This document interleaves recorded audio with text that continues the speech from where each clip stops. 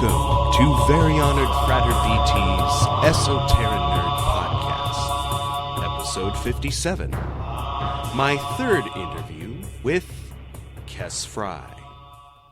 But first, Transformations and Footnotes, in which I recite my father's book, Transformations, verse by verse, because he wrote it in chapters and verses, while listening to Jean-Michel Jarre's Oxygen. It changed, I know. We finished Tangerine Dreams Ricochet. This is Chapter 1, Verse 16. The thing is that sometimes you and I almost forget and act like them. We begin to operate from thinking of being human as an only. Then the lattices of the life wheel become Procrustean. That is not amusing after a while, is it? Verse 17. The white light is everywhere. It permeates all doctrines, even what those in the flesh place call truth and lies. This is what must be so, for the game they play in the flesh places to be interesting. The three tie pins of the flesh place world, then, are what they call irony, confusion, and paradox. They are also known by other names as form, distance, and time. From these three, many things are possible within the completed cycle of the flesh place.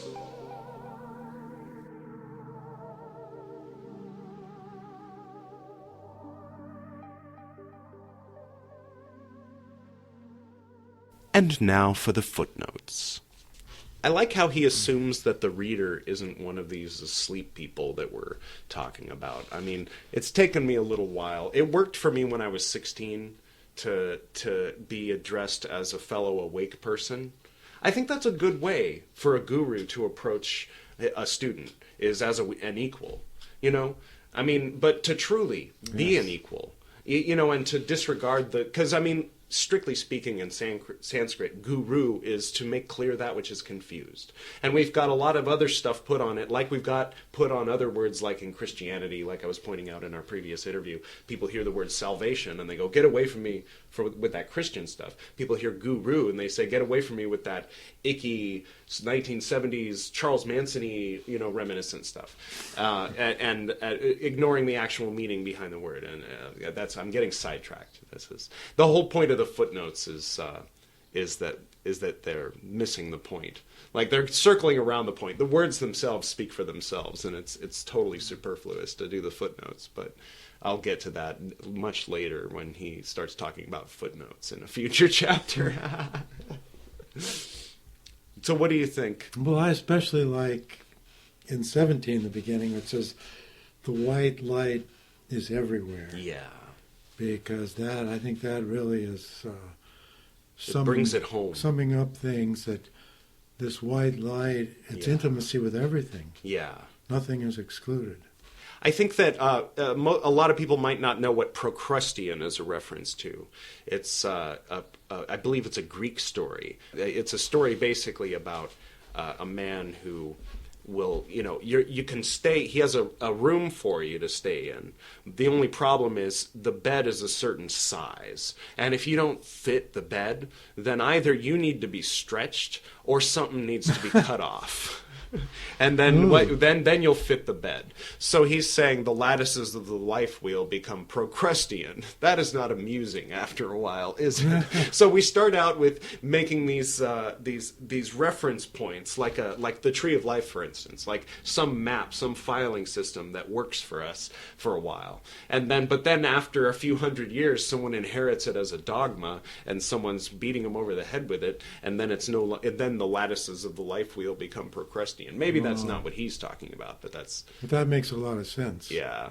It becomes calcified. Yeah, even if it was a great idea, like the Eucharist originally, like people hiding out in catacombs going, this bread and wine is the blood and body of the God-man whose name is Jesus. Like, and they're like, yeah, right on, man. Like that was right there in Alexandria in the lower left quarter when that stuff was going on by candlelight, where there were Romans marching around outside, was right at the heat of the transformative nature of that ritual. But I guess it still works for a lot of people. I mean, I've been to a few of those, and people, they're not everybody, but some people seem to really be getting something out of it.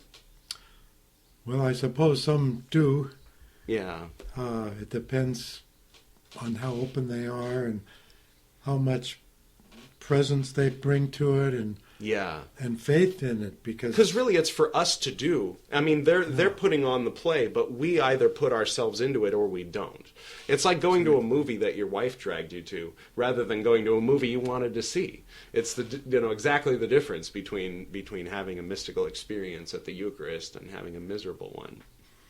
Well, like Teresa of Avila reported in her writings that she had profound mystical experiences. Yeah, ecstatic experiences, Eucharist. almost sexual experiences. Like realizing the when the Holy Spirit moved through her, she had to admit that what she had previously called sexual was kind of part of that experience. It was included. It wasn't excluded from it. Which kind of gets back to what we were talking about the chakras and how sometimes people get a block in the middle right where the ego is, and then they think that there's lower and higher. I used to think in those terms a lot especially because we would meditate when I was a kid and work with those chakras individually and talk about them. And I always felt like from here up was easy, but the problem was down here.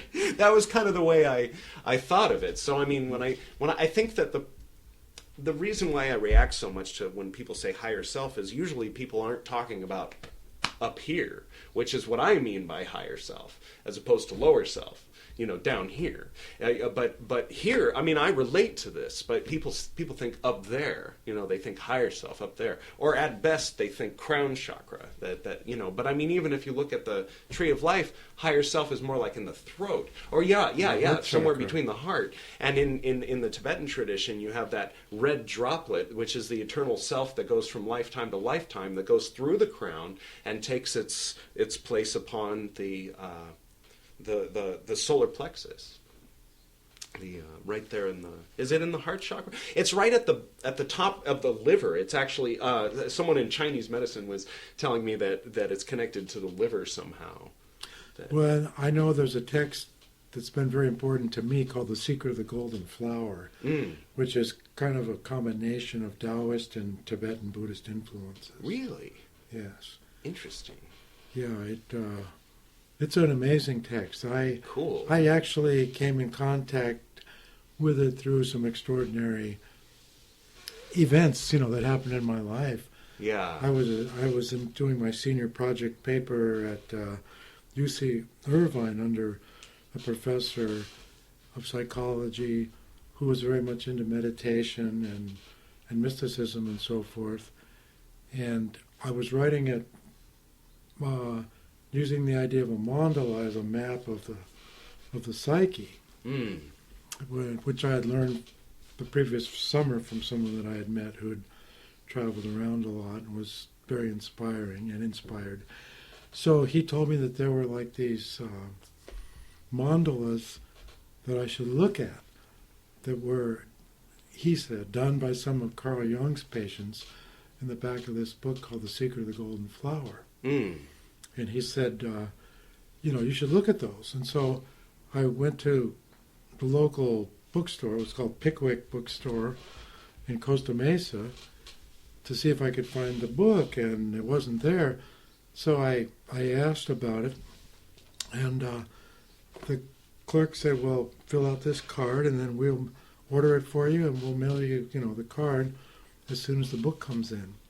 And, at that time, I was very skeptical about a belief in spiritual beings or external things. I just thought it's all within us. Yeah. I was relating to it that way. And I was very skeptical about things like astrology and fortune telling and all that. I'm still very skeptical about all of that stuff. Well, external beings? I don't know. I mean, this woman, the cat for sure. You, yeah, definitely. But all this other stuff, I don't know. The invisible, I know they're external there. I know they're beings. there. But the people who say they see them, yeah.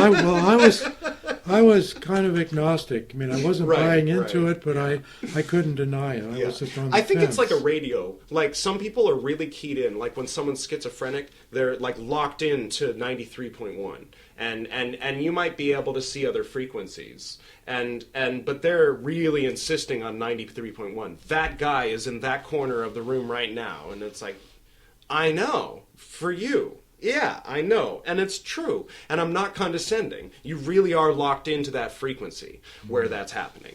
But also, there's choirs of angels happening, and there's demonic realms, and like the text says, the white light is everywhere.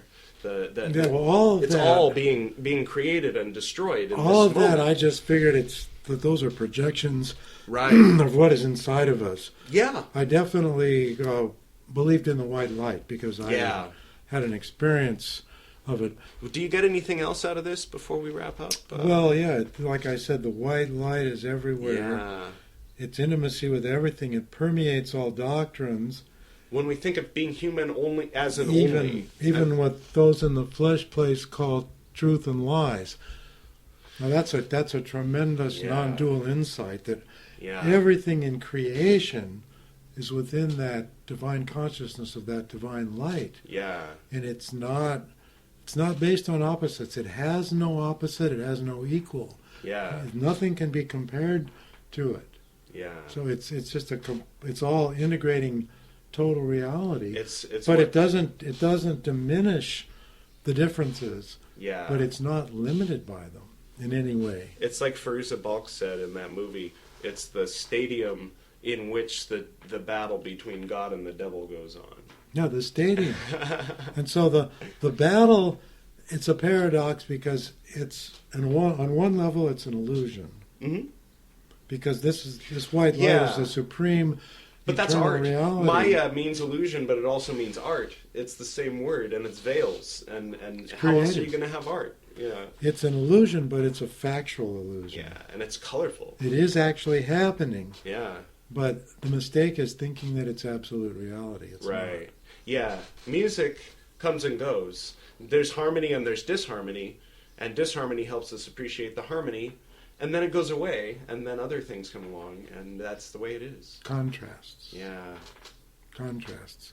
And that's all the opposites. Which is why gripping, like the Buddha says, is what leads to suffering. If you try to grip the present and keep it the way it is, when it wants to change, you're creating your own suffering. If you surrender to the changing self/universe, however, I love that Alan Watts was pointing out that in the early Pali sutras, they would ask him, "Is it eternal or is it not eternal?"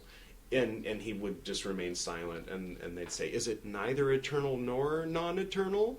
And he'd remain silent, and they'd say, "Is it completely non-eternal?" And then he'd remain silent. "Is it completely..." Like, they couldn't pin him down, it was like...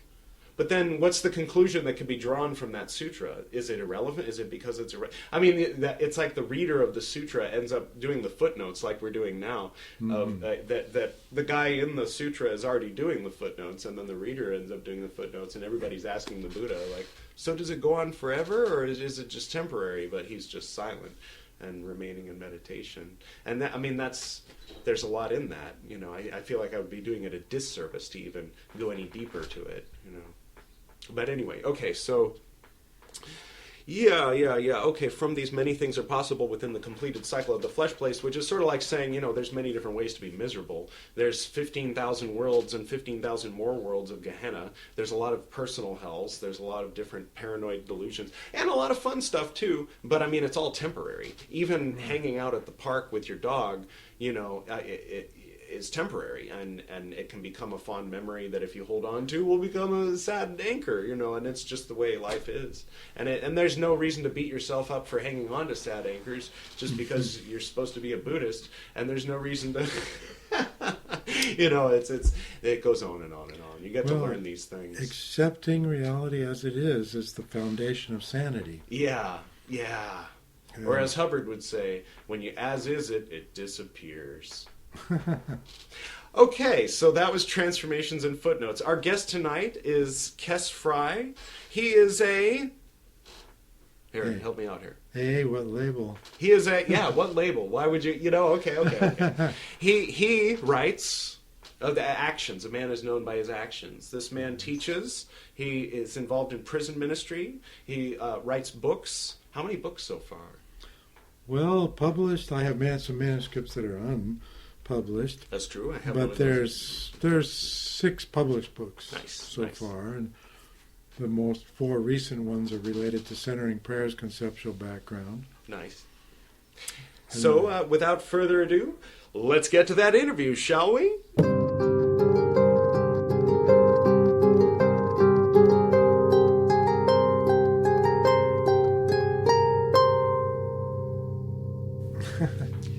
Greetings, Frater. Welcome to the Esoterinerd podcast.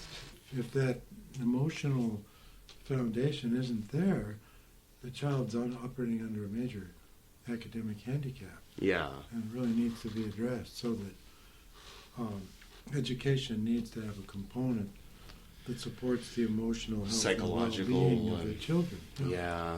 And also the social aspect is really important too, in terms of that. Yeah. Yeah, it's interesting the subtlety of the things that get transmitted on the playground. You get the programs of the other kids' parents being passed in. And how are you going to deal with it? And then, of course, you have to go home and directly or indirectly bring it up with the parents to find out, test something, say something that some other kid said, and have them look at you and say, "We don't talk like that in this house," or whatever it is, and to learn what is with that? Where are they coming from? But then I, from experience, and I think I can speak for other people too, especially pre-Wikipedia, I think that there's a divide between people who can look up the definition of things. And not to say Wikipedia is the ultimate standard of everything, but I mean, just the fact that you can look up other people's research on a subject rather than having to drive to the library to do it like we used to have to. But you'd get an exaggerated version of what the other kids' parents are like, So you end up with these cartoon caricatures in your mind of what the other kids' parents must be like. And that's the beginning of stereotypes. And it's the beginning of a lot of things like racism and can be, depending on the program you get. And my parents were progressive, and my parents were, not the enemy as far as that goes, but they did have some of that stuff that got passed down. And it got passed down to me, and so I'm having to battle with it sometimes in my own mind, and say, hey, come on, man, let's reevaluate this and transcend another level. We need to build some more synaptic patterns on this, and do some meditating. I think that's where meditating is really important. People who resort to these stereotype impulses clearly don't meditate. I wish that meditation was taught to children. Yeah. Across the board, because through that, a child can learn that they have within themselves an inner source of peace and strength and wisdom. Yeah. And it frees them from over-dependency on externals. Yeah. They learn that they I'm so grateful for what needs. my dad taught me. Just that 12-minute exercise we would do with the vibrating and focusing on the self we have in common with the whole universe, and then the self that it's just us looking around at the others, and then the self that we love each other, and sometimes we hate each other, but we try not to do that. And then, and then other levels where it gets more and more separate until we get to the basest level, which we have in common with snakes and stuff like that, and down in the root chakra. And then, but then we have these more programs that get passed down from people trying to deal with these contradictions because they had a grandpa who was all touchy and inappropriate, or whatever it is that divided for them the root chakra from the higher chakras. Christ and love is up here, evil and the devil is down here. What's in between? Oh, well, there's this ego that's having to struggle and choose light or darkness, above or below, higher self or lower self, rather than integrating the selves and admitting that the self that's above the head that we call God, and the self that's down in the groin that we call my gross personal dirty underwear is actually the same self. And we're all dancing in this like what's the Kuan Yin with 1,000 arms? Yeah. There's the saying that whenever a hand comes to help, it's her hand. So it implies that when we do good, that's the benevolent spirit of the universe moving through us, which also implies that when we don't, that's something else. Something else is moving through us, or maybe we're blocking it. It's interesting. Yeah, well, that 1,000-armed god or goddess of compassion, Avalokiteshvara, Chandrazig, or Kuan Yin, it has a eye in each hand. Oh, yeah. And the eye signifies that it looks at each particular unique situation individually and does what is appropriate to that particular situation. Yeah. So there's no one-size-fits-all. It's adapting to all the variety.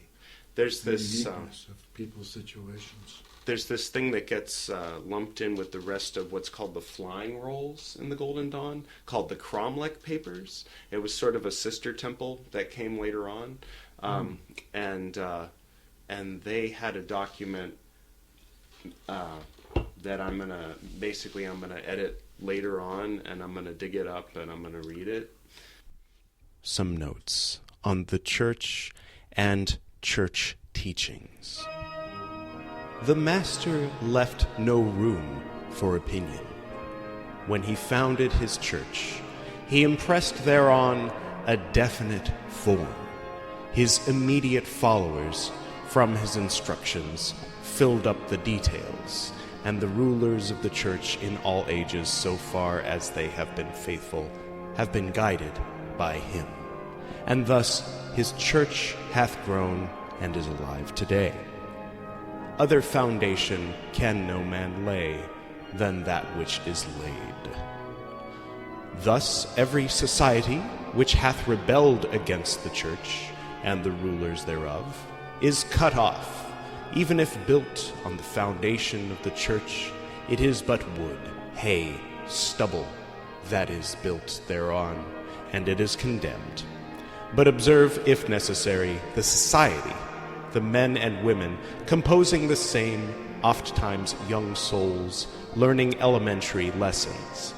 Thou mayest freely do justice to all noble qualities each individual may have, but no more consort with them in their worship than thou wouldst go into an infant school to learn to read with children of 8 years old.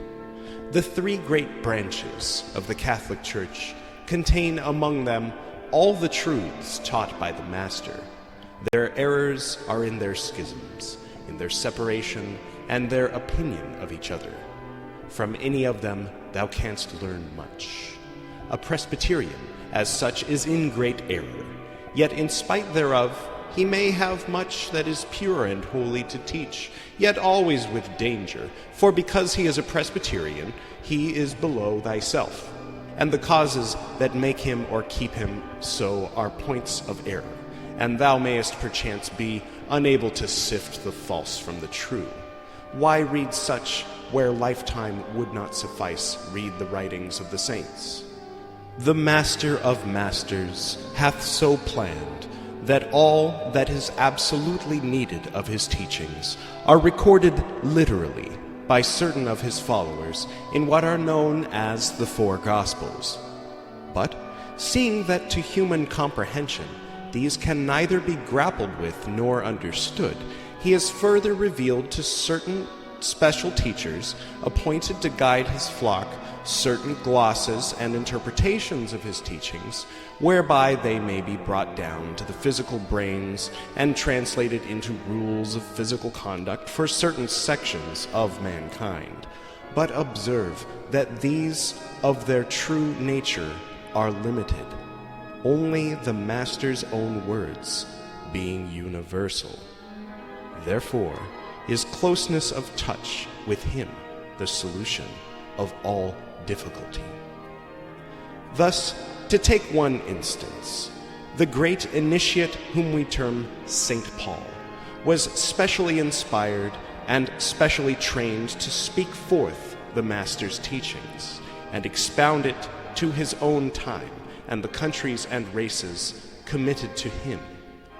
To him was given to lay down rules for the newborn and growing church, which are still valid, and therefore has that church by divine guidance incorporated the epistles of St. Paul into the infallible and divinely inspired canon of the Scripture. Yet they who set the words of St. Paul, which are infallibly true, considered in their connection and circumstances on par with the words of the Master, which are infallible without limitation for all time, for every place, do greatly err. Consider now the Master's own words. Other sheep I have, which are not of this fold. Them also I must bring. Feed my sheep. We forbade him, because he followeth not with us. Forbid him not. Feed my sheep. Brother, in these words of his, the Master speaks to these. Now look back, and see how thou thyself hast drawn nigh unto him. It was by one of the most perfect expressions of his divine Spirit, the formularies of the Catholic Church. This was the step that lay before thee, and thou didst mount thereon and find the Lord. Highly privileged wert thou, for there is no other road whereby so rapidly or so nearly approach to him may be won. This step is a white stone. But if thou shouldst make a fetish thereof, as the Muslims do of the Kaaba, and say there is no other way, thou wouldst greatly err. For herein do men often confound what is useful discipline and of immense value to those who are at the stage to profit thereby, with the absolute essential of the Master's teaching and the new revelation. These limitations are easy, therefore dear to the human hearts of human teachers. Very easy it is to say, my way is the only way, walk ye in it. Very hard it is to see the path that lies before another, and to aid him to walk in the path that the Master has traced before him. Much easier to force him, if it may be, to walk in thy path. Much easier, but not the Master's method. Forbid him not, because he walketh not with you. Now what, said the Master, is the highest duty? Be not afraid, only believe. Over and over again reiterated, and what is belief or faith? The evidence of things not seen. They then, who put all their trust in what they can see and touch and handle and examine, the agnostics, the rationalists, and the like. These are they who offend the Master, and any touch of faith that can be given to them is a service to him. But they who strive to believe, who are straining their eyes into the darkness to obtain the evidence of things not seen, all these, though they see falsely and imperfectly, yet they are on the road to the knowledge of the Master. Hence have all the mystic and supernatural religions the germ of truth, more or less developed, and are energizing upward. All materializing, denying, doubting religions, whereof are most of those which term themselves reformed, tending away from the Master. Thou shouldst call nothing common or unclean. That man or woman who seeks a good or fancied good, be it what it may, even if it be merely sensual lust, which to him or her appears the best thing, is, all unknown to him or herself, seeking him, the Master. The soul is young, the ideal is low and primitive.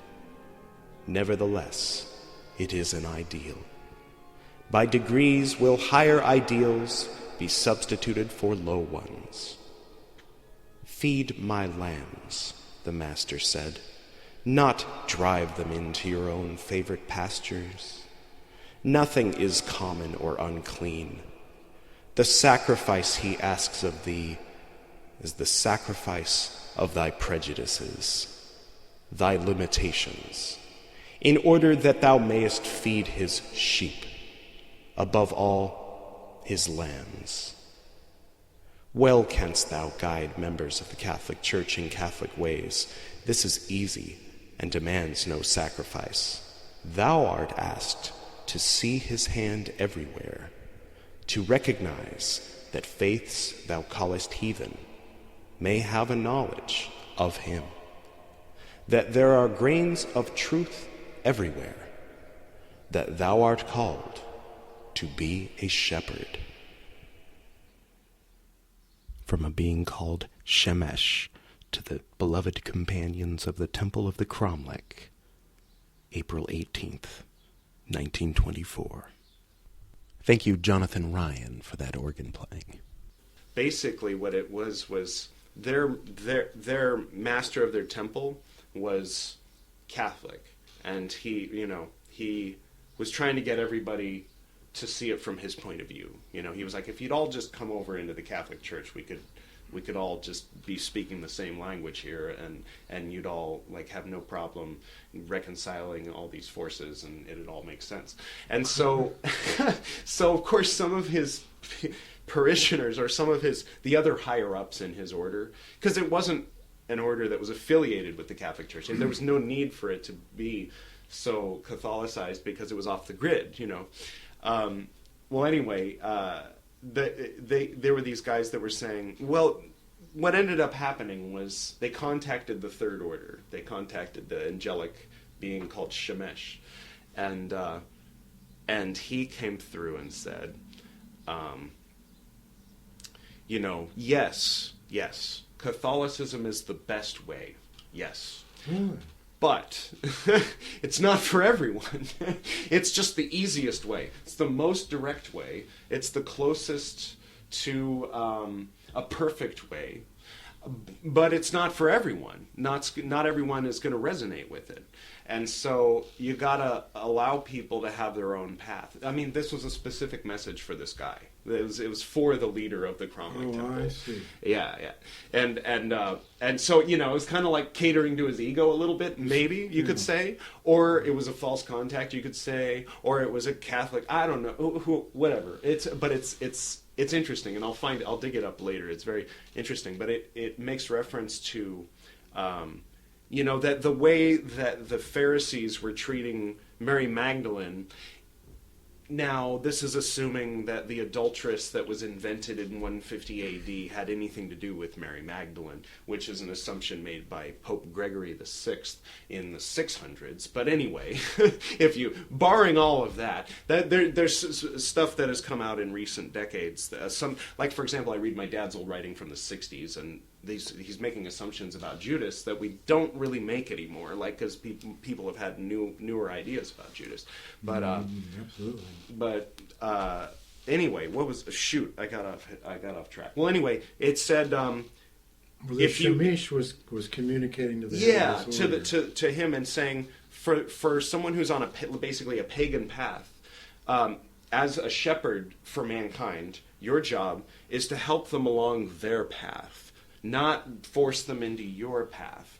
That some sheep graze over here, and even though you like the kind of grass on this pasture, that's the kind of grass that they eat. And so, as a wise shepherd, you help them along the path that they're on. Very good. And so it was very carefully trying to find the threads of, sure, no, you're right, totally, 100% Catholic dogma, best possible way. But if you could just allow a little room for everyone else in the world. Yeah, realize it's a big tent. Yeah. And underneath that tent, there's room for all the different paths, all the different ways. The real meaning of the word Catholic, universal. Universality. Yeah, not universal as in Pax Romanus, we're going to shove it down your throat. Universal as in what actually is there organically growing on the rock before you look. Before you look and jam a little crucifix in there and erase whatever was going on before, like some graffiti artist. I was living with this woman Uh-huh. who was also, going to UC Irvine, and she went and saw an astrologer, and I thought, wow, this is really, weird. And this astrologer was an older woman who she had heard about from a friend of hers in an art class, and the woman was psychic, and so she went to see this astrologer, and while she was seeing the astrologer, she asked about our relationship, about us, and the woman said that she was getting some information about me.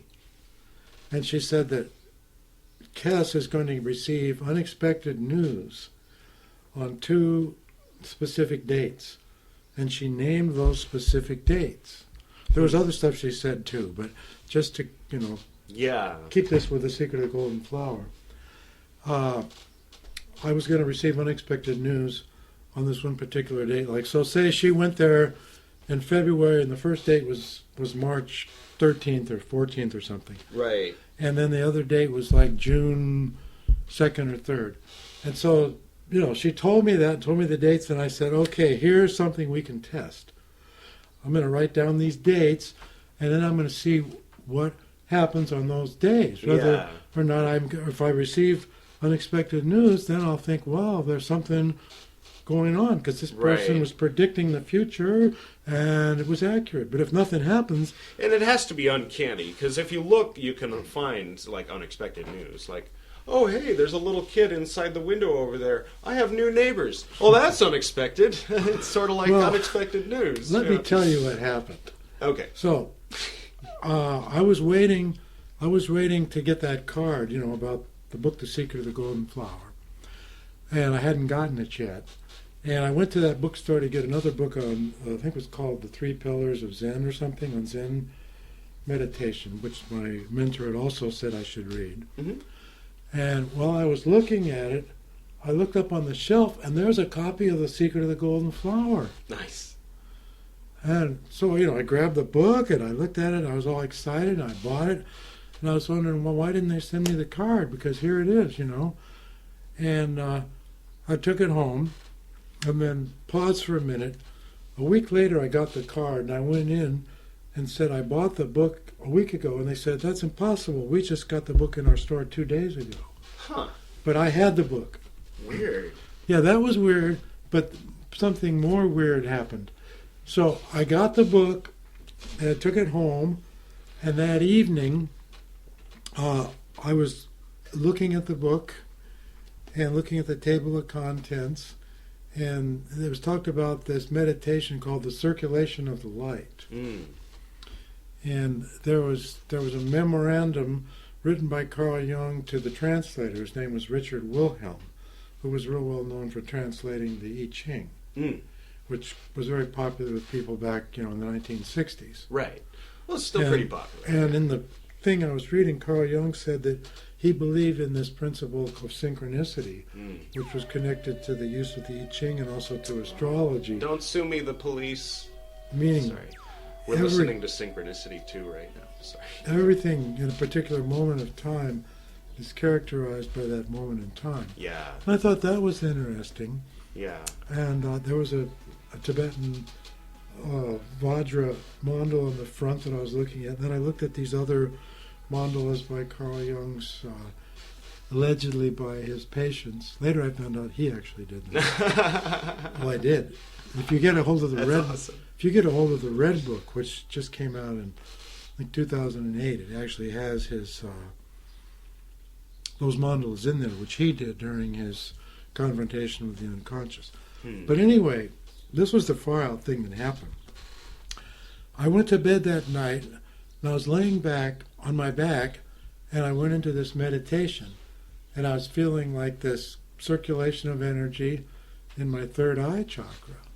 And suddenly, there was like a visual thing of it, where I saw these streaks of light that were rotating in a circular pattern, kind of like tick, tick, tick, very rhythmical. And in my mind, I thought, wow, this is the circulation of the light. Because here I am lying there, and this light is circulating. And as I focused on the center of this kind of light mandala, it was like I got higher and higher and higher. It was like I was being pulled into another dimension. Yeah. I felt my consciousness really expanding. Yeah. It was an incredible experience. And all of a sudden, my lady friend who was lying in the bed asleep next to me, she woke up and she was all panicked, saying she was seeing things. And, I just said, well, I'm just meditating. It's okay, go back to sleep. So she went back to sleep. And I laid back there and I meditated on this thing. And suddenly it was as though my consciousness took kind of like a subtle shape. It felt like there were two wings sticking out of my third eye, and they were like flying. And I had this incredible sensation of flying through this vast space. And I experienced this wonderful feeling of freedom, in my spirit, in myself. It was just a really blissful feeling of freedom. And I fell asleep in that state. And then after I fell asleep, I had a very incredible dream. And in the dream, I was sitting down under a tree next to a pond, and I was trying to meditate. And across the pond, there were just like these fields of rolling wild grass and stuff, It was kind of a tannish color, like grew around the campus where I was going to school. Yeah. And off in the distance, I see that there's a figure walking towards me. And I can't quite make the figure out. But as he gets closer, I start to make him out. And it's like this older man he's got a white robe on. He's carrying a staff. It kind of reminded me of the hermit card, number 9, I think it is, in the Tarot Arcana. He's getting closer. He's got this really dark black beard and very humble-looking face with kind of a long nose. And as he gets closer, every time he takes a step, I feel this intense feeling of love just radiating off of him. And it's striking me, and I'm just like in tears. It's just kind of overwhelming. And when I see him, I'm intuiting that I'm seeing an immortal being who has overcome death, who previously had been a human being, and I thought of the philosopher Socrates. He looked very Greek. He didn't look Oriental, which was what I would have expected, but he looked very Western. Right. Or maybe even Hebrew. I don't know, but he came and he stood at the opposite side of the pond and he locked eyes with me. And once he locked eyes with me, telepathically he started communicating with me through eye contact, giving me instruction in how to meditate. And it was almost as if I was a puppet, where he was saying, when you feel this, do this. Like one of the things he said was, when you feel this real intense energy in your head, close your teeth and just focus, on the center of that to balance the energy. And other things about, looking at the bridge of your nose and then closing your eyes and looking inward and stuff. he gave me all these instructions, and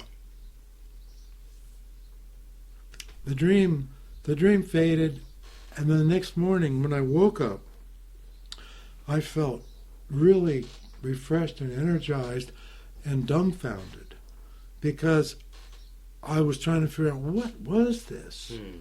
This couldn't have been part of me. I mean, this was something way beyond anything I'd ever confronted before.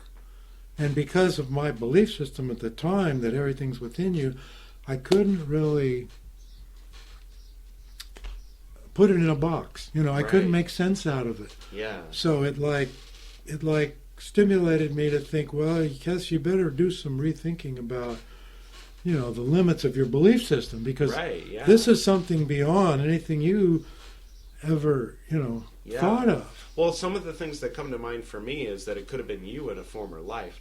But that, I admit, is partially influenced by Avatar: The Last Airbender cartoon, which is actually produced by some guys in town. But anyway, this being was so far advanced that it couldn't have been me. Of course, I mean that's what the living Avatar always says about his former incarnation. but or it could be like a being coming from the outside. Well, or a Jungian archetype. Well, like, let me tell you what happened next. Sure. Okay.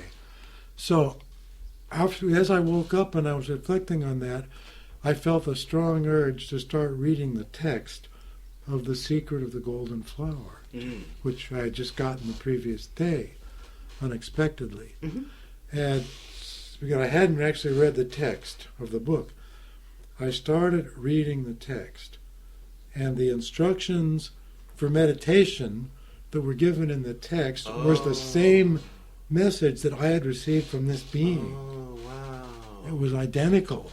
Huh. So it was like there was like a lineage to this that wasn't just limited, like this book came out of China. It wasn't just limited to the East. Right. But because this being was clearly a Westerner. Huh.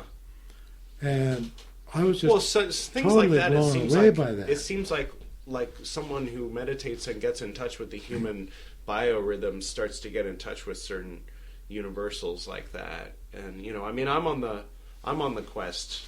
I'm on the quest to find it within myself and to glean it from other sources. You know, I'm a sentimental fool, I admit. I have someone who refuses to be interviewed by me because I'm a sentimental fool, and I want to interview them for reasons of nostalgia. Basically, another student of Andrew de Bassano's. And she's like, why do you want to know the teachings of Andrew de Bassano? I was like, because it was important to my father. And she's like, then I won't teach you. And I'm like, okay, bye. That's not good. You know, like, that's not a good enough reason for her. Well, yeah, exactly. So, but that said, what am I talking about? Yeah, I read Dogen, the guy that brought Zen to Japan. Dogen Zenji. Yeah, and I read the Shobogenzo, all of his the writings based on his lectures, and became very fond of his point of view. But he really harped on that Padmasana, the lotus pose, full lotus pose, must be full lotus pose. Do half lotus pose until you can do full lotus pose. This is how you do it. You sit on a zafu, which is exactly like this. That's why I have one. You sit on, on a zabuton, and then put you your legs up on your knees, stare or at the on your wall, thighs. and it's the reason why I got into yoga. It's what motivated me to do all that yoga to begin with, because my dad taught me to meditate, but then. And he told me it was yoga, and then later I grew up and told a friend of mine that my dad taught me yoga, and he straight up laughed at me because he said his dad taught him yoga, but yoga is what athletic people do, and he's seen my dad, and so it really kind of left a mark on me. But then that negative anchor combined with Dogen talking about this is how to meditate, this is what meditation is. The Padmasana is the Buddha mind seal that was passed down from the 7 ancient Buddhas through Siddhartha Gautama down to us. And by sitting in lotus position and looking at the wall, it all happens on its own. You don't have to do anything else. And then, okay, I add on to that, how about a full yoga practice in addition to that, like before and leading up to that? And then I would do my Zazen practice staring at a wall after my Shavasana, after my 10 minutes of laying on my back. And I found that as, okay, this is what I've got as my formula. I could never do that. I had to train myself. I had to, work up to it. I did specific stretches leading up to it. I teach them to my students at Crunch Fitness on Sunset, and Friday at 5 p.m. and Wednesdays at 1. On that date, after all those things happened, I had to admit I got unexpected news. I mean, not just the physical book, but this inner experience of the circulation of the light, the dream, where I received teaching from this non-physical being, which at the time I thought, well, that must be some archetype, because I did think of Major Arcana number 9, that maybe that was a manifestation of that. But I was still puzzled. There was a lot of unknownness about it. Then during the next several months, I had a number of extraordinary experiences, very extraordinary experiences. And one of them was when some friends of mine from the LA area here invited me to go to a seance where they had a musical group, a kind of a rock band, and I thought this was all really weird stuff. What they told me was that they were receiving inspiration for writing songs from some spiritual being, and that they could communicate with the spiritual being through this medium, this trance medium, over on Sunset Boulevard here in Los Angeles, who was from Puerto Rico. Interesting. And so I decided, and they invited me to do this, I decided I would accept and just go to one of these seances as a curious observer to watch the show. Because I thought, this is really weird, and I wasn't about to buy into believing in this stuff. And so I had an interesting conversation with someone who was a teacher at a place called the Church of Light, which was over kind of in the Fairfax, Wilshire district, somewhere over there. They had like their main offices and stuff, and they taught classes using the Egyptian tarot and this whole series of books written by somebody named C.C. Zane. Have you heard of that? No. Your dad had C.C. Zane's book on the tarot. Okay. And he used that Egyptian deck that they had. Interesting. It was one of his tarot decks. I had seen that, prior to this with your dad. Yeah. But anyway, I went to the seance as an observer. And there was like a whole lot of Hispanic people sitting around. And this trance medium was going to go into his trance. And he was half in a trance, and then all of a sudden he lifted his head up, and he's staring right at me.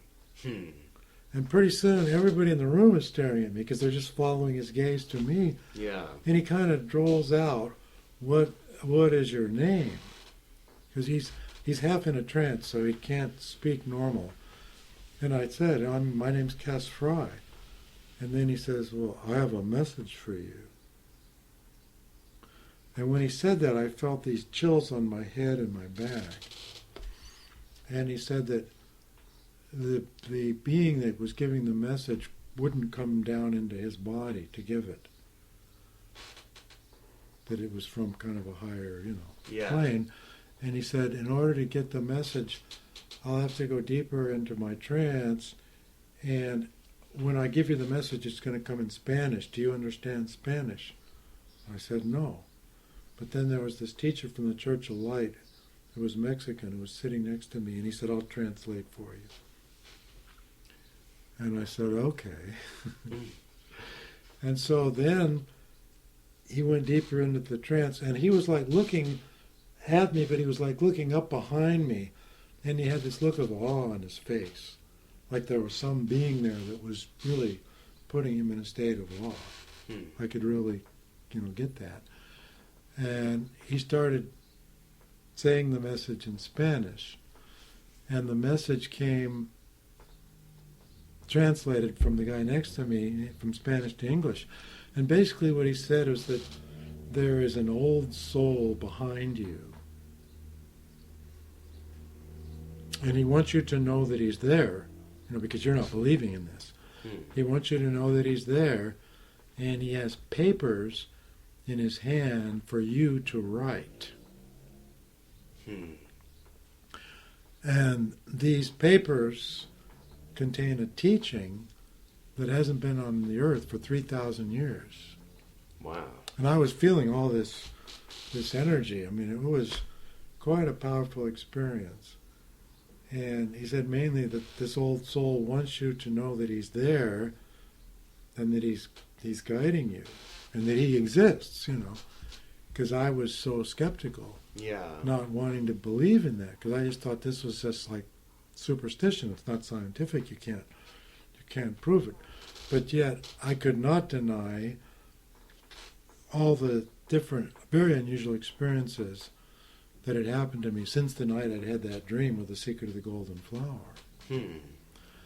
And then he told me some other things, about future things that were going to happen and so forth. So, that was more unexpected news. Wow. Definitely more. Wild. Yeah. And, of course, it really got me fired up for wanting to write. Yeah. And so did you get to read the last chapter in my book? Here, let's go through it. I was thinking because we it could read talks on the air. about the old soul that guided me through that experience is this same old soul that I'm just telling you about, that I had contacted through the dream, the secret of the golden flower, through this seance, and through several other experiences I have not shared with you. Is it the Will of Divine Love 9? Yes. Here, is it okay if I just read it? Sure. The will of divine love is simple. We are utterly loved by God. God is within all of us, and with tender care and longing, God wants us to know God's presence and love deep in our hearts. This simple realization is the most wonderful discovery that holds the potential to free us from fear, sorrow, loneliness, and suffering, if we can integrate its implications and meaning into our consciousness and live true to it in human ground. Divine love calls us to live free in the light of God's presence and love within us. I was briefly shown this sacred truth many years ago, in my mid-20s, when something extraordinary happened that greatly enriched my life. It was a spiritual initiation. By initiation, I mean a new experience that inaugurates, but does not complete. A transition from one stage of being and consciousness into another. Spiritual initiations are important steps in our soul's evolutionary journey into God. There are minor and major initiations in a soul's spiritual journey. The experience that follows was, for me, a major spiritual initiation that I've been working to integrate into my personality, soul, and consciousness ever since it happened so many years ago. Through a series of extraordinary experiences I couldn't explain, I'd gradually accepted and become aware that a higher evolved, non-physical spiritual guide and teacher who'd identified himself as an old soul was inspiring at times and communicating with me from within through dreams, intuitive insights, synchronous experiences, and a variety of meditative openings involving energy currents in my body and inner visions. On this particular occasion, I was meditating and focusing on the troubled human condition and the bodhisattva ideal of love and compassion for humanity and all sentient beings. Suddenly, I felt a burst of subtle energy in the third eye center of my forehead, which corresponds to the pituitary gland. My eyes were closed, and I felt this energy center spinning like an expanding wheel that took me beyond the physical realm of the kingdom sphere into more subtle realms or spheres of created reality. I sensed an invisible presence carrying me through a vast expanse of inner space. We were traveling exceedingly fast over great distances. I noticed my eyes were blindfolded, so I could not see what was around me in any direction. Eventually, we landed on what seemed the top of a high mountain. My blindfold was removed. It was quiet and dark. The old soul who'd brought me here stepped aside and prostrated face down before some invisible presence that was there.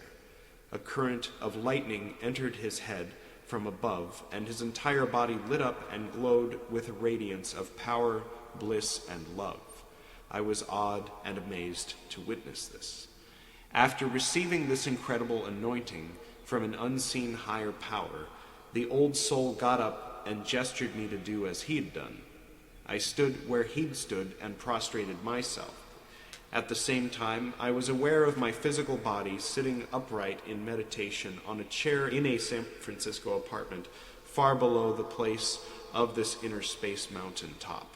Something touched the top of my head, and an overwhelming current of lightning energy, bliss, and love streamed into me from above, filling my soul with a sacred, holy presence I'd never felt before. As this happened, I felt the holy energy streaming into my physical head and body where I sat in meditation. I was experiencing being in two different spheres or planes of reality simultaneously. The incoming energy felt like it was too pure for me to tolerate as it rushed from my brain down my spine into the suddenly supercharged psycho-spiritual energy centers of my human soul. The unspeakable intensity of this new energy felt as if it may tear me apart, like a well-trained soprano voice shattering an empty crystal wine glass. I felt an awesome third-person presence of God in this holy energy, which was at once humbling, exalting, and permeated with an astonishing sense of sacred eternity, divine immortality, and infinite love. It was too much for me to bear for more than a few timeless seconds. It was instantly obvious that I wasn't pure enough to tolerate this divine energy in my present state of psycho-spiritual development. I'd never imagined anything like this before, and what it suddenly revealed, and there was more to come. After the dramatic sacred lightning bolt and overwhelming influx of its holy humbling energy impacting and changing forever the balance of psycho-spiritual energies in my soul, there came a sudden silent immersion of my consciousness into a most profound transcendent state of effortless serenity, peace, and caring preciousness.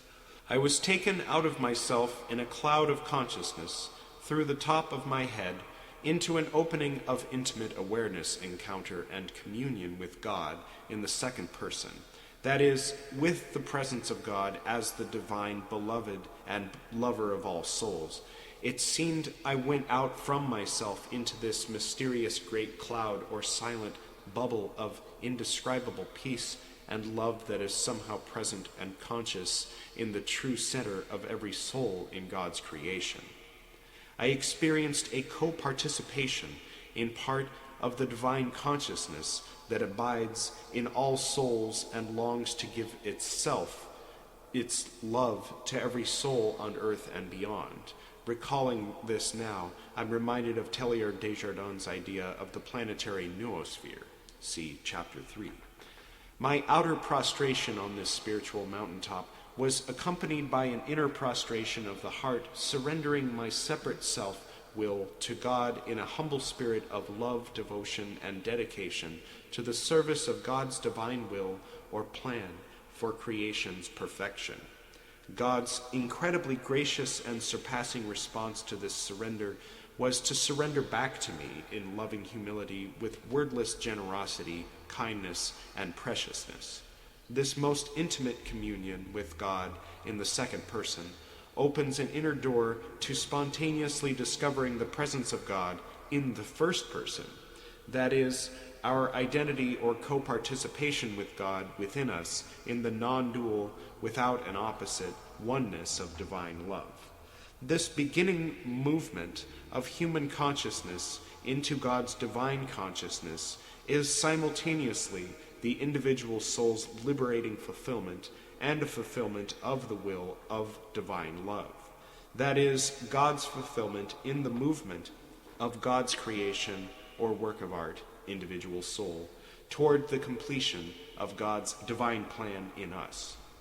In receiving this profound contemplative gift of God's presence and action in the soul, we deeply experience as our own God's ardent longing that all souls may discover and know the goodness and love of the divine indwelling in them.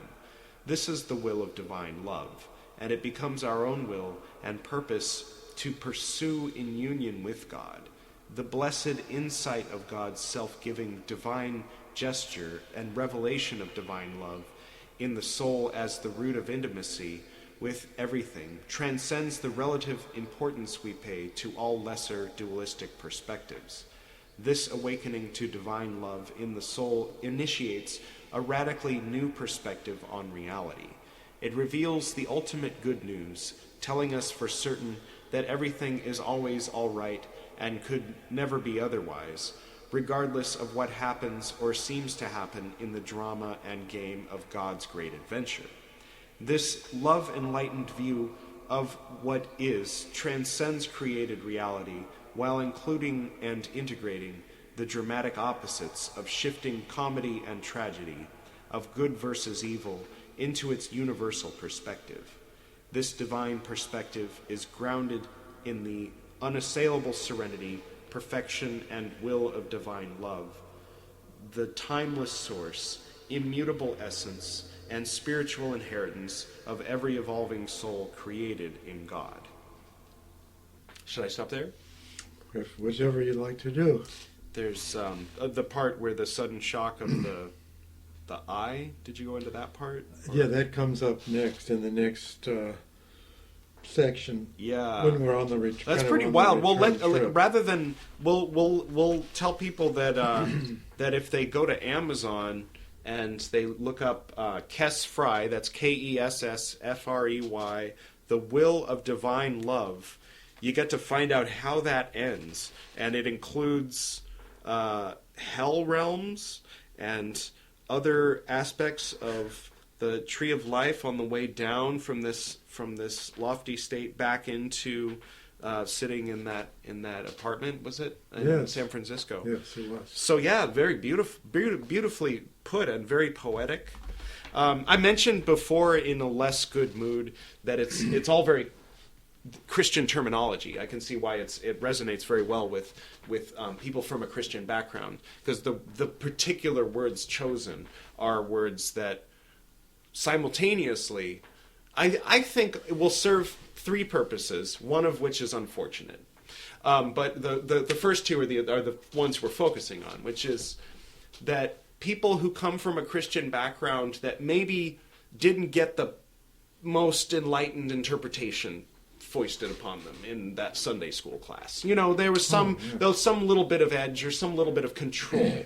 Because the thing that a lot of people who have allergies to Christianity don't like about it, I was thinking about while I was reading that, there's truth in this formula, the formula that's being described more abstractly, the abstraction of the formula of first you love God as outside of you. First you come to appreciate God as this big, beautiful universe, for instance. The three parts of speech, the third, second, and first person. Right. First, so like you and I talking about God as third person, but then when I talk to God, when I pray, that's second person. And then when I say I am God, I'm either being, very narcissistic or solipsistic or I mean, in this society it's considered. When you discover within you that. But when you actually realize you are, when the I, the true sense of self, overlaps with the true sense of God, then that's what they call the gnosis. And when you can't undo it, when it gets to the point where you're just pretending when you're saying I, Edward, when you use it's like you're play acting and going out and playing around, and then wondering how many lifetimes you've doomed yourself to through your bad karma, but knowing ultimately that there's no difference between the great self and the small self, and it's a paradox and kind of taking it for granted. I mean, it's either that. I mean, what's the alternative to that? I mean, I can't even imagine an atheistic perspective of that somehow dust alone resulted in the temporary focusing of energies to the point where my consciousness exists and communicates with you, and we'll go back to complete and utter dust. I think maybe that's part of it, though. I think that the confronting of that aspect of reality, that's like the lower selves reality. The terror of the root chakra is the knowledge that the life forms all turn back into dust. And the joy of the higher chakras is the same thing. You know, it's like that story. There's this story that sounds kind of rough. That it's about, I forget the name of the king of the gods in India, Indra, where he accidentally fell asleep and had a dream that he was a pig and incarnated as a pig, and all the other gods were left without their king, and they were searching desperately throughout the universe for him, and they finally found him as a pig. And they were like, hey, you need to come back and be the king of the gods. And he was like, hey, I've got a wife, I've got kids, we've got our mud, you better leave me alone, you know. And so the gods came in and individually started killing his kids one at a time and killing his wife until finally he was all alone, and he begged for it all to be over. And they came in and killed the pig that he was incarnated as, and he was like, oh, thank God, oh, you rescued me, thank God. Now I'm back into my regular. He had become over-identified with the pig existence. Yeah. And that's exactly But somehow we relate with... That's what our we false relate self with that. does. We relate with that, Yeah. though. We feel sorry for the pig that's losing his loved ones and ends up killed in the end. We can But then the end of the identify. story is that, and then King Indra woke up and everything was fine. You know, like, what? Well, we can identify with that pig as human beings. And it sounds kind of harsh. Only It sounds like a identified harsh with story. our human ground and not being in touch with our spiritual ground. Yeah. There's a great story, the last of the 9 stories of J.D. Salinger, called Teddy, where there's a little boy and it's his last incarnation. And his most recent incarnation, he was a monk in Tibet who was almost about to achieve enlightenment, but he fell in love with a girl inappropriately right at the end of his life. And so he had to be reborn as this American boy. But he had full memory of all of his previous incarnations, and he was only going to have to live for about 10 years. This was J.D. Salinger? Yeah. Kidding. Yeah, and so the story's about a guy who interviews the kid, and it was similar stuff to what we were just talking about. I forget. I mean, what ends up happening is the kid says, that his younger brother, it's his first time as a human, that he was a dog in his previous life, and he's going to think that it's really funny to come up behind him and push him into an empty pool, and that's going to be how he's going to die. And then it happens at the end of the story, and it's kind of like eerie, but it's illustrating this idea of this is the final step of the soul, of the journey of the soul as an incarnate being, and then the first step of one who's just become human and is beginning his journey to the same end. Yeah, you were saying that Janie came out as a magician in her interview, huh? Oh, I mean, she was never really hiding it. I mean, there were pictures of her dressed as Isis for the initiations, and there was one where she was dressed up as, she was one of the priestesses, and I was dressed up as Hades, and I was sitting on a throne, and she was sitting on my lap, and I was smiling at her, and one of her old sort of not friends, but someone who knew her years ago posted no on the page, and I was like, screw you, dude. Had a and so problem I with deleted it, and blocked him. I was like, because it was my picture. I had tagged her in it, Yeah. So, whatever. I don't know. Hey, I think people, when they, people have their comfort zones, and normal people have normal comfort zones, and that, that's what my parents taught me when I was young, is, they're normal. You have to talk a certain way around normals.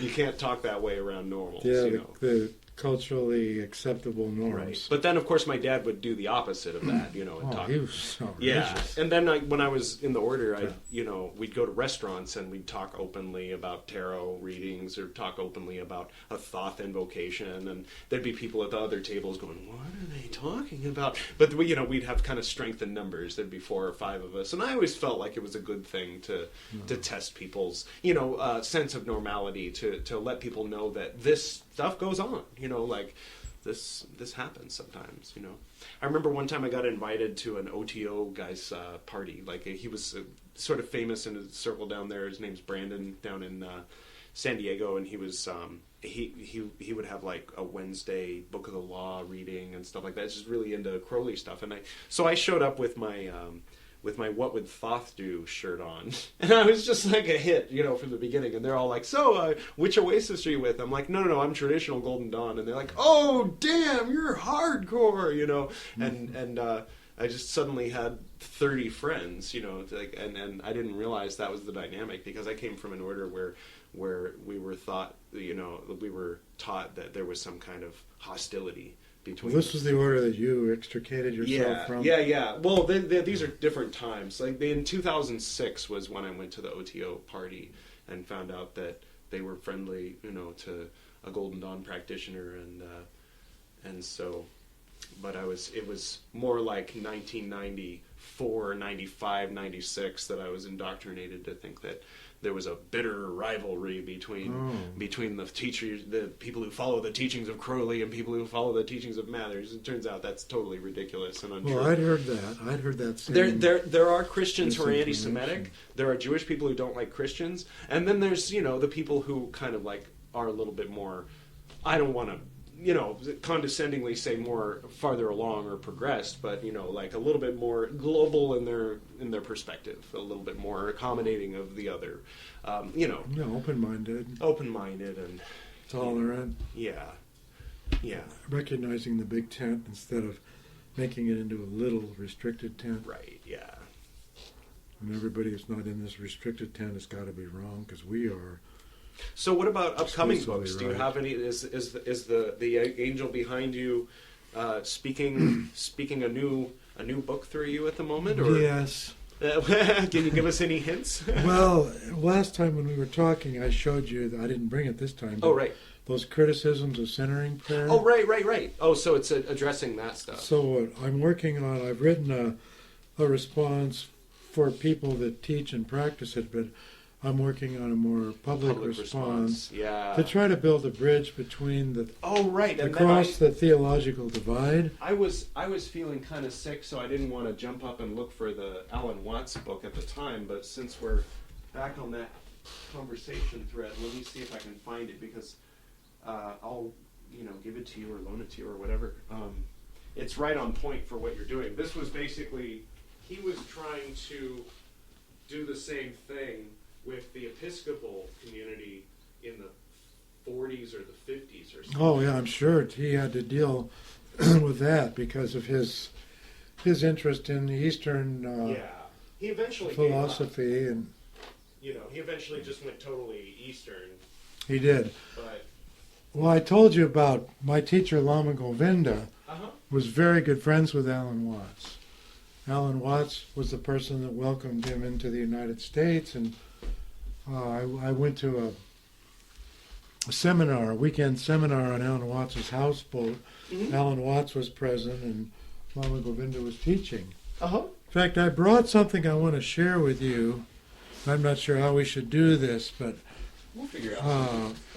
One thing we need to do is, I'd like to go to a copy store and make you a copy of this document. I have a copy right here.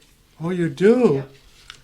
Well, this is a document that was circulated privately among people that were involved with Lama Govinda's Arya Maitreya Mandala. This was written in the early 1970s. Okay.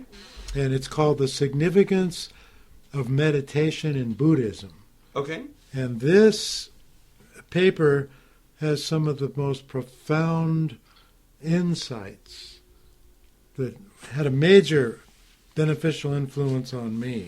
We'll post a link to this on the description for the site also, so I'll scan it as a PDF document. Yeah, if you could put it on your site and offer it to people, it's tremendous. I mean, so just, if you don't know where I'm talking about, just go to edward-reeb.com/VH Fred or BT.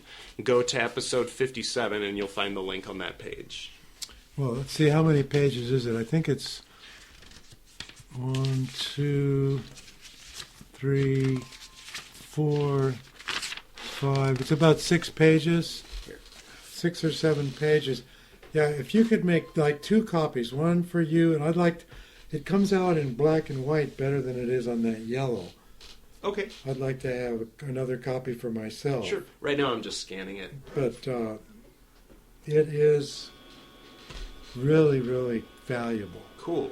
Lama Govinda was German, and he understood the Western psyche. Mm-hmm. So he's able to communicate the truths of Buddhism, particularly Tibetan Buddhism, but all major schools, Yeah. in language that Westerners can easily understand. Now, Tibetan Buddhism is usually shorthand for Vajrayana Buddhism, which is a type of Buddhism that's not as common in India, but is also present in India, and Yes. also present in China a Yes. little bit, and also very much present in Japan. Now, Vajrayana Buddhism, from what I understand, was a later development. There was the original Buddhism that came from the teachings of Siddhartha Gautama, Yes. and then there was the Mahayana Buddhism that kind of came to be an establishment version of that original Buddhism. There was the Hinayana Buddhism, which was but if you really want to get serious about it, then you gotta, get into one of these weird I could say a couple of words about that. Oh, I'd love because that. I studied with Lama Govinda and practiced Mm-hmm. for many years. In fact, But then much later was Vajrayana I Buddhism. still do the puja. Well, the way I would put it, Mhm. in simple terms, the word yana means vehicle. Right. And, Thunder vehicle, or...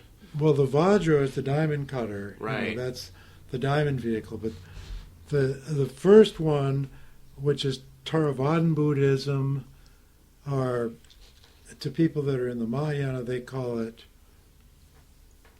Hinayana. Okay. Hinayana means the little vehicle. Right. So when the Hinayana, a person is working for their own enlightenment, their own liberation. So it's the individual, the small boat. Yeah. The Mahayana, Maha means great. So that means the great vehicle. And the point of that is that the Mahayana has to do with the Bodhisattva vow. Hmm. The vow not to enter final nirvana until all other sentient beings are liberated. Right. So you might say that Jesus Christ is the ultimate Bodhisattva in a sense, Right. the Buddha of the West, Right. who was predicted by Gautama Buddha that there would be a new Buddha born in the West. And by the way, that Buddha is usually pictured not in the full lotus, but sitting in a chair. Well, he was a Meditation. carpenter, right? Yes. Yeah. So the Hinayana, the little vehicle, is for one's individual salvation, but at a certain point in working toward one's individual salvation, one begins to realize that we are all connected. And so then... But the Mahayana Buddhism tends to express itself as a big hall of people with a lot of people mouthing the prayers and waving incense, and then one guy sitting up on a throne and supposedly he's a bodhisattva. I mean, that's the same reason, like I've mentioned earlier, about people being allergic to Christianity is the actual expression of it.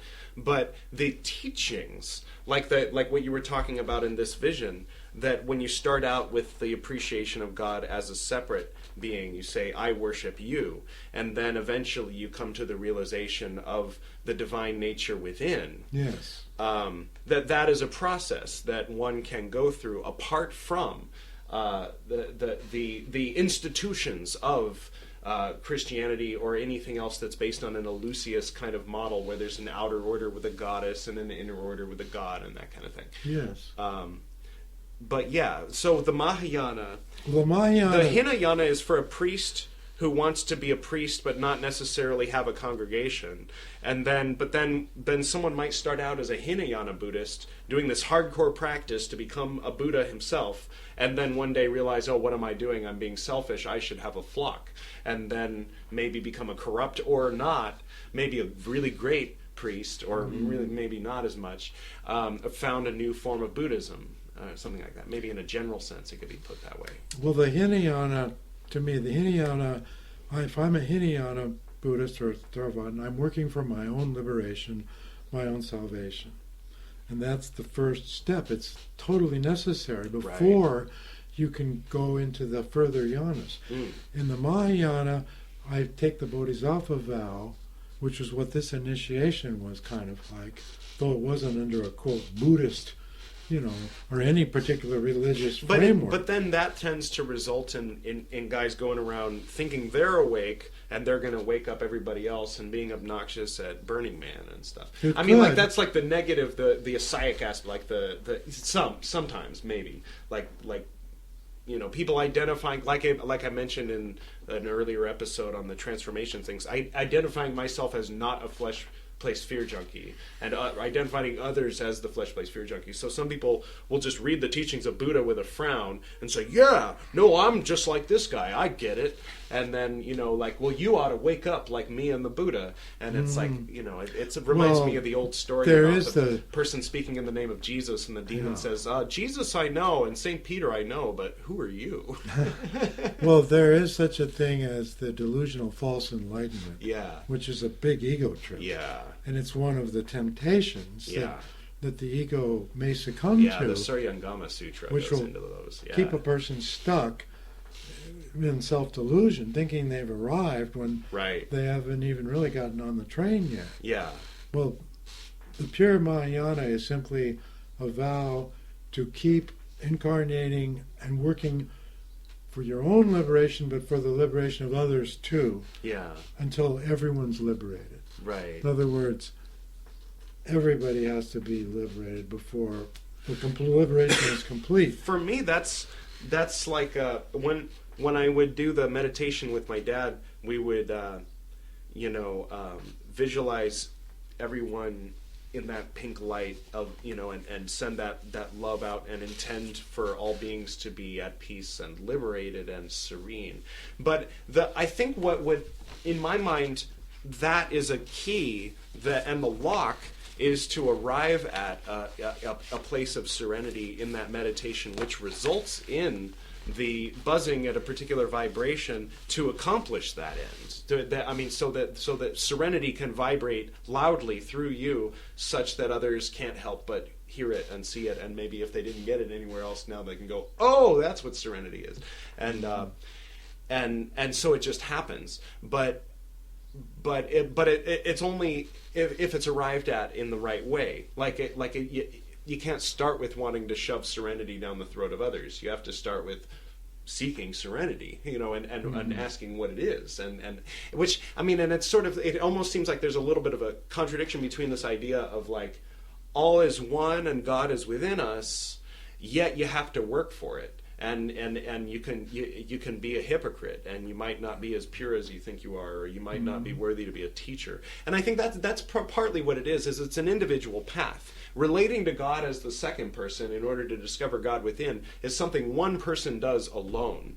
And when they institute some kind of, with all the best intentions or maybe not the best intentions, some kind of institutional religion or practice or rite that enacts that, you're sure to have people that aren't focused on the ceremony and its meaning, that are going to get catty with each other, or whatever it is that happens that spoils the whole experience and makes it not a divine experience. And then you say, screw the whole thing, and go off and find maybe another way of doing the same thing. Maybe that doesn't involve starting with the second person and leading to the first person. Maybe it starts with the first person, like the Atman, the great self of the, someone goes to the east and finds truth there, and then maybe misses the point and rails against the untruth of starting with it in the second person. But what you're doing is saying, no, there's wisdom in starting with it in the second person. Well, look at the devotional people in India. In my personal experience right now, I relate to the divine at different times in all three persons. Sometimes. How is it to relate to the divine as he? The impersonal. The third person is impersonal. It's like, it's what God wanted. Like why did that animal die? God wanted it to die. There's a. Well, I wouldn't put it that way. There's an Arabic expression, God wanted it to die. Yeah, well, inshallah, God's will be done. But right. I personally, in my own prayer life, at times I relate to God in the third person, impersonal, as totally separate. Yeah. This awesome whatever. Other times I relate more intimately personally in the second person. Yeah. And then at other times in the first person. And to have a fully rounded prayer life, I think you need to do all three. You can't just compartmentalize with only one or only two of them. But at different times as a human being, it's natural to relate to the ultimate mystery, the ultimate reality, in all three of those persons. I think the one thing that might make it less confusing for someone who's like just coming up against these concepts maybe for the first time is that it's wrong. It's definitely, I would say, it's definitely wrong and illusion for me to say, I am God and you're not. If I say I am the Alpha and the Omega and you're not, I think that's wrong. I also think that when people say Jesus is God and the Alpha and the Omega and you're not, I also think that's wrong. And that's where I run into some conflict with some strictly adhering dogmatic Christians. But I think that it's absolutely true to say Jesus and I both, and you, Kess, are the great all the Alpha and the Omega forever and ever unto the ages of ages. To me, that has the ring of truth. Yes. Yet I am open to the possibility that it's all just dust in the wind. And to a certain degree, I think that needs to be confronted as an individual ego, that somehow in the human experience is reconciling those two realities. Because we do know that we bury people in the ground and they decompose. We do know that the brain stops functioning and that the MRI thing stops lighting up. We know these things, and we have to deal with it. We have to confront some aspect of this experience is temporary, for sure. Yes. So maybe 99.99999, maybe 100, maybe 100%. Maybe it's just that God is playing this game of, like when I was a little kid, I used to. I mean, this is kind of gross, but I used to like to watch the bubbles pop after I'd pee. It'd start out with clean water, and I'd pee into the toilet. Then there'd be a bunch of bubbles, and they'd slowly pop until there was none left. And I think that's what God is doing. And not to say we're the bubbles, we're God, but we're just playing bubbles. And the flesh place is getting too over-identified with being a bubble and losing the perspective. Be an individual. Make sure your mustache is different from the others. I don't know. But there's something fun about that too. Is God trying to be unique, through an individual? Like I'm going to be completely different from everyone else, that's part of the beauty of the creation. Yeah. There's total, infinite variety and uniqueness. But there's a Buddhist hell there too if you cling to it the wrong way. Like if you think that you really, really need for your face to be the one that's plastered on all the posters forever and ever. I mean, there's all kinds of illusion. You could call them demons. You could call them neuroses. Megalomania. Is a good word for it.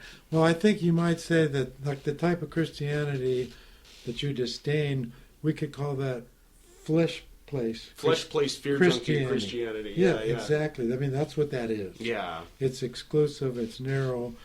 And it doesn't get it. Our way or hell. About the universality. That the same divine principle is in everybody. Yeah. Whether they have a clue about it or not. We are all that. We're all What's that? There's the Hindu expression, that thou art. Yeah, tat vamasi, thou art that. Yeah. Excellent. Very good expression. So we're having lunch at 2, right? That's what we were talking about doing. I told Diane that I would call her when we're leaving here, so she will head down. Okay. When I call her. Cool. So that way we will arrive around the same time. It's around 1:30 now. So, is there anything that we should cover that we haven't covered? I don't know. I reflect often on... What would be of interest to the listeners? Oh, that's a good question. You met Thomas Keating, right? Oh, yeah, I know. What was... Oh, he's still in present time. He's still alive. You guys are buddies. In fact, I had an hour-long phone conversation with him shortly before I left on this trip. Oh, nice. Yeah, well, he's, very interested in what I'm writing in response to the criticisms of him and centering prayer. Oh, good. In fact, I found on my trip that there's quite a bit of interest in that among people that are connected to contemplative outreach. Excellent. Well, like the people down in Texas, for example, they are having to deal with a lot of flesh-placed, fear-junkie Christians that are fundamentalists. Right, yeah. They're really opposed to this and paranoid of it, to the idea of and that's the main thing, is the the paranoia. The xenophobia and the paranoia of it. I mean, yeah, it's rough. It's hard to, and it's paradoxical even. I mean, to honor our ancestors, I think that it's appropriate that we keep certain things and certain practices. And I think that the Passover Seder is beautiful. But I think that if strictly adhered to, if you take all of those rules, and you can observe that, in certain Orthodox Jewish communities, it tends to be kind of isolating and sometimes antisocial when you have people tipping over cars who are driving on the Sabbath and stuff like that in certain neighborhoods in Israel. So somewhere between that and atheism, it maybe there's a respectful place of balance as far as a personal adherence to or practice to. I think, but then personal adherence is key. Insisting that it has to be that way for everyone else is not necessarily the best way to go. But no, that's proven itself to be a failed approach. Yeah. Definitely, it simply leads to wars and murder and hatred and division among people. Yeah.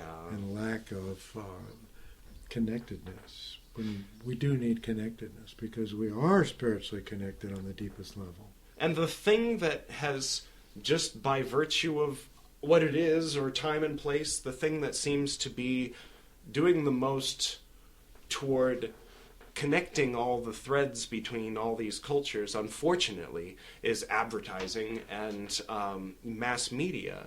Yes. And especially the popular stuff, unfortunately. I wish, because there's a lot of gold. There's gold that's being broadcasted out there on, maybe on certain YouTube channels and certain podcasts and stuff like that, but unfortunately it's these music videos and things that everybody are just watching over and over and over and over and over, but they're watching them in places you wouldn't expect people to be watching them, these days.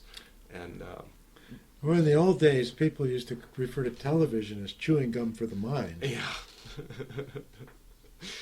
Yeah. Unfortunately, that's there's the still thing. Plenty of that. It's like how English was the main language, the universal language. Unfortunately, there's cultural elements that are unpleasant. Like Edward Bernays. Are you familiar with him? He was the guy that made bacon for breakfast food, and he made ice, in everybody's drinks. I've heard of him. He was the propagandist. He kind of began the whole advertising thing. Yeah, and it's all based on and it's really insidious and kind of overtly evil. And that is the glue that has tied what everybody who's coming along with the West, whether it be South Korea or China, or especially Japan and some of the more obvious places.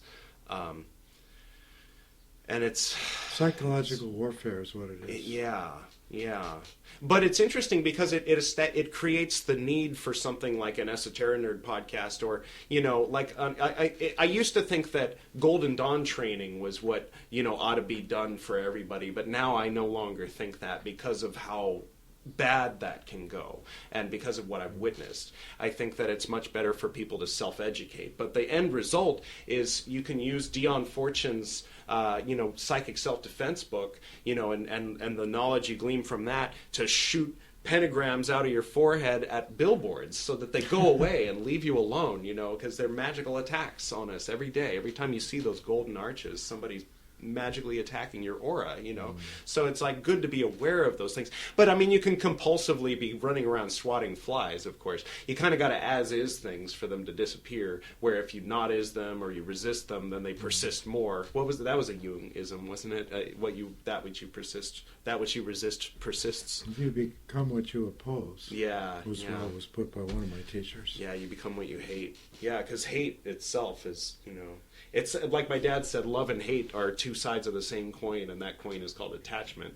So if you love something or you hate something, that's what you're focused on, that's what you become, that's what you create. And if you fear something actively, you're visualizing it. It's the same thing as magically manifesting it. If you say, "Oh, please don't this, please don't," try it in a dream. If you're having a lucid dream, please don't be Freddy Krueger around the corner. Like see what happens. And it's the same thing here. It just is less obvious and doesn't happen as quickly. I remember my mom taught me that if you want to be master of your life or master of the world or whatever, start with your dreams. So, but then, there's that whole, you got to give people the space to, if you're trying to control others, if you want the world to look like you think it should, and then that leads to the conclusion of how do I manipulate or control others, then it's not good, I don't know. I almost want to think of it as demonic, But I mean, there's like 3 reasons why I don't usually go there. Is because that'll evoke more, mass that doesn't need to be there on the track. It's like easier to call it a neurosis or a mental disorder or a logic error or false happiness source. What was that? There's the false self-happiness programs that don't work. Yeah, exactly. Yeah, and that's simply what they are. That's an important part of the conceptual background of the centering prayer. Yeah, that Thomas Keating developed, and I've elaborated in that book, Human Ground, Spiritual Ground. Right. And to me, that information is information people need to have. Yeah. Because it speaks to the deeply entrenched unconscious programming that runs people's lives in the wrong direction. Yeah. And they don't realize that this is like dominating them. Romeo and Juliet is a false happiness program that doesn't work. And so like anybody who's seen Romeo and Juliet knows, oh, okay, this is not a good situation, but people romanticize it, and then they want to create it, and then they want to act it out, and then they're like, oh, woe is me, here I am, living out some aspect of a story that was a tragedy to begin with, that was supposed to be a warning about something to avoid, or, well, maybe not that as much as pointing, maybe Shakespeare was pointing something out, or drawing attention to certain aspects of life and youth. Well, he did a masterful job of showing all the different types of human weakness and frailty that there are in his plays. I would go so far to say is that everyone that succumbs to manifesting a counterfeit spirituality is unconsciously controlled by these programs for happiness that are the substance of the false self system in the unconscious. Yeah. They're seeking too much power and control, affection, esteem, approval, security, and survival symbols, sensation and pleasure, being over-identified with their cultural groups and cultural conditioning to the exclusion of others. Yeah, for sure. That's at the root of all the problems that human beings have. Yeah. Individually and collectively. Yeah. It should be part of everyone's education to be aware of that and to be aware of what our true needs are and what we don't really need, that we might think we need. Yeah, and that there's differences, and that what works for me might not work for you, and you might need to look at it. I mean, and that's the point is, don't just accept a script someone handed you. I mean, because even if it's a good script, you still really ought to know what it says and why it says that, and then maybe go through and maybe say, actually, this part doesn't work as well anymore. Maybe I should. Not allowing yourself to succumb to what Bernays created. Yeah. That programming that influences people's desire nature and their behavior. Yeah. On an unconscious level. I mean, Pavlov's dog is, I guess, the purest illustration of that salivated for meat, and then after it heard a bell, and then just when it heard the bell, it salivated. Right. That's the basis of conditioning. Yeah. Conditioning to certain stimuli. There's a practice where they'll put a chain on a baby elephant's foot, and then when the elephant grows up, they just put the chain there and it won't even try to move. Yeah. They think the chain's still there, even though it's just a rope, and if they just pulled a little, it'd break. It's ingrained into their psyche. It's automatic. Yeah. the automatic consciousness that's associated with the sphere of Yesod. Interesting, yeah. All the patterns, the memory, the patterns, subconscious. Yeah. I mean, yeah, because I was thinking about that on the Tree of Life. If the inspiration is supposed to come from Keter into Tiferet, into the center of the heart of the Tree of Life, into the heart of mankind, and then it gets disseminated out appropriately to the different parts of the Tree of Life, and then that which is meant to go all the way down into manifestation will go down into Yesod, into the human consciousness, and become a complete and clear thought, unless you're drunk or you're on drugs or there's some other reason why the inspiration isn't coming through and manifesting clearly. But if everything's cool and all the channels are open and you got a healthy mind and a healthy body, then it comes through as a vision. It comes through as a complete in Yesod, and then you can manifest that vision in Malkut. But without the inspiration, if you've got a Tree of Life that looks like the diagram of the Garden of Eden after the fall, where you've got the serpent Leviathan having taken over all the chakras or the Sephirot of the Ruach, and having created a divide between the supernals and the Ruach, and creating that 11th Sephirot, and hence on the Tree of Evil there's 11 Sephirot barfing out in the form of that archdemon that's in Da'at, that is like the final bad guy in the video game of the Tree of Life. Well, anyway, what was I talking about? Yeah, you got to get past all that, because I mean that's kind of, it's interesting, because when you go through the whole Golden Dawn formula and you learn the esoteric symbolism, or at least what their best guess was, the people who, if you had to ask someone in 1888, maybe it'd be these guys, like their interpretation of Genesis. It seems to say that, like, we're naturally born into this state of separation from God, and that's where I kind of go kind of out of total agreement with them. But unfortunately, all the assumptions upon which the Golden Dawn system is based upon that presumption. Well, we come to full self-reflective consciousness, experiencing as if we're separated from God. Right. And believing that we are. Yeah. And then when we operate, if we make that assumption into an absolute, then we are totally the prisoners of duality and dualistic thinking. And then someone can give you a ladder to get back. Yeah. But then if somebody's selling something, they'll keep making the ladder longer and longer and Sure. longer, like a handkerchief coming out of a magician's sleeve. Oh, you're on step 67. Well, step 68 is where you really, get a little closer. Have you inhaled water into your buttocks yet? Okay, well, you've still got a few weeks before enlightenment. God. Yeah, well, it's something Diane was saying. Two things. One was that she thinks that your dad never would have put up with the stuff that order, that you divorced yourself from. And if he'd heard about that thing that you shared about the semen, oh yeah, boy, he would have gone through the roof. Yeah, but someone had to go through all that and then blow the whistle on it, I'm certainly glad. I'm glad that that's being exposed. Part of the life of a bodhisattva. People won't become further victims of that perverse teaching or teacher. Well, yeah, because I realized that the podcast was getting people interested in Golden Dawn, and then the word Esoterinerd was making them, choose esoteric order rather than hermetic order. I'm like, oh God, I got to put a stop to this. I can't be the, I mean. For a long time I was like, just kind of like, not okay, I'll just let things be. But then once I realized that I was directly causing people to join his group, I had to put a stop to it. You have a responsibility to your listeners, and to my own karma, and your own karma, to steer them in the right path, and to warn them about a false situation in which they could become victimized. Yeah. And to point towards self-initiation, or learn self-education, or groups that are better, but also are willing to admit the faults of groups.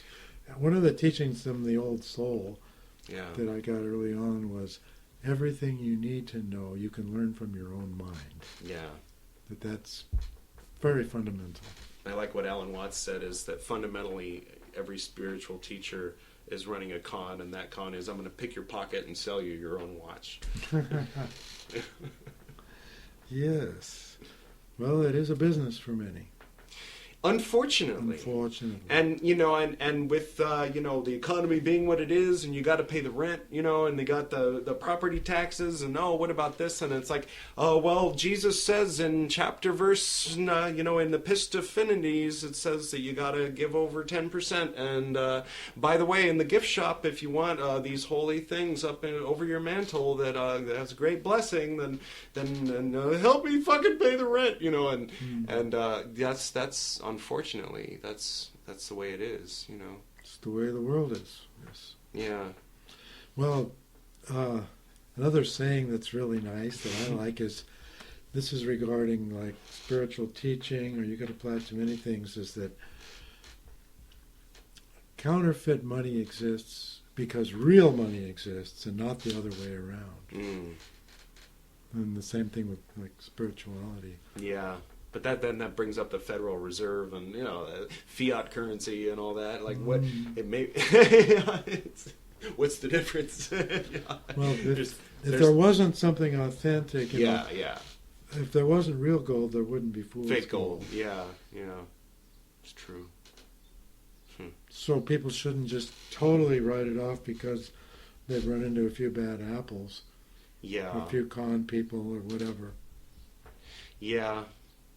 I think it's tough navigating through certain waters, though, because you'll find certain authors that say this is definitely the way it is, and you could cling to that and make it a dogma. But, I mean, anytime you're clinging to something and making it a dogma, I think maybe that's a necessary step towards something. Because, like, little kids have to figure, like, oh, what does that word mean? Oh, I guess it means this. And then later you find out that there's a more nuanced meaning, and it only means that in certain contexts, and that's part of learning and growing. And but we've got to let go of our pride and go, oh, that means something different than what I thought it meant. Yes.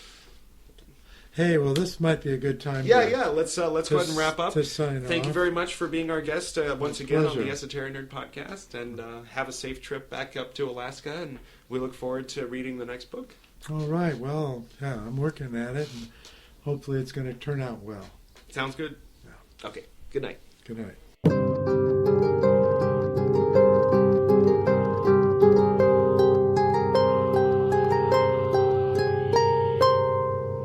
Thank you, Kess, for being our guest on the Esoterinerd podcast tonight. Special thanks to Susumu Ueda and his father, as well as the other monks at Jofukuin Temple on Mount Koyasan for the music you're hearing right now. Special thanks to Jean-Michel Jarre, depending on where you're from, I suppose. Thank you to Camille and Kennerly for the harp transitions. Thank you to Janie Mae Presley-Reeb for putting up with my being up here editing all day on a perfectly good Saturday. Feel free to visit edward-reeb.com/VHFratterBT. At the bottom, there's a way you can donate, and you can also click through to the iTunes page. The Esoterinerd is officially a 5-star podcast under the category of education. The more ratings it gets, the more often it'll show up on people's main menus. So if you think this is material worth getting out there, might take a moment and go ahead and give it a review and a rating. As always, thank you for tuning in. And remember, kids, the mediator between the head and the hands must always be the heart.